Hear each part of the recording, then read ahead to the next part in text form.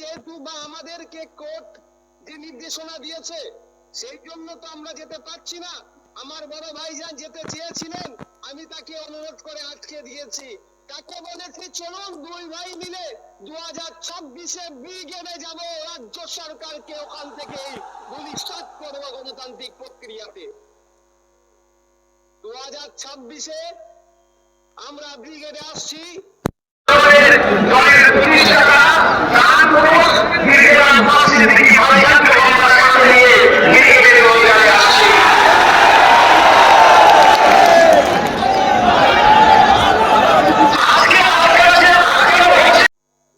আমাদের চেয়ারম্যান পীরজাদা নওশাদ সিদ্দিক ভাইজান আপনাদের উদ্দেশ্যে কথা বলছেন। জি ভাইজান।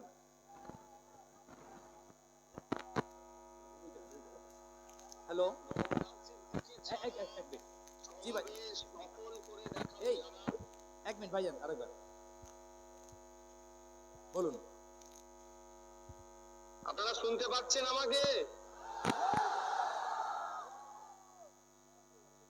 নওশাদ সিদ্দিকী থানা আইএসএফ যে সমাবেশ করে দেখালো, এটা হচ্ছে আমার বড় ভাইয়ের অনেক দিনের স্বপ্ন। আমি ধন্যবাদ জানাই যারা উপস্থিত হয়েছেন, নেতৃত্ব প্রত্যেককেই, যে আমার বড় ভাইজানের স্বপ্নকে আপনারা আজকে সফল করলেন।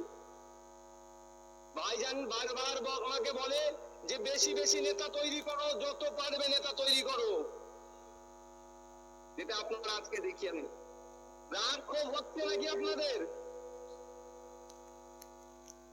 রাগ ক্ষোভ হচ্ছে? আমারও রাগ ক্ষোভ হচ্ছে, কিন্তু এই রাগ আর ক্ষোভকে সঠিক পথে যদি কাজে লাগাতে আমরা পারি, তাহলে অপদার্থ ব্যর্থ তৃণমূল বিজেপির মিশ্রিত এই রাজ্য সরকারকে আমরা গঙ্গায় ছুঁড়ে ফেলতে পারবো গণতান্ত্রিক প্রক্রিয়াতে। তোমাদেরকে এই রাগ আর ক্ষোভটাকে ঠিক সঠিক জায়গায় সঠিক সময়ে কাজে লাগাতে হবে। তবে আজকে আমি একটা ঘোষণা দিচ্ছি, আমাকে যেহেতু বা আমাদেরকে কোর্ট যে নির্দেশনা দিয়েছে সেই জন্য তো আমরা যেতে পারছি না।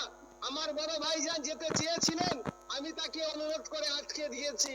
তাকে বলেছি চলুন দুই ভাই মিলে 2026-এ ব্রিগেডে যাব, রাজ্য সরকারকে ওখান থেকে ভূমিষ্ঠ করব গণতান্ত্রিক প্রক্রিয়াতে। 2026-এ আমরা ব্রিগেডে আসছি।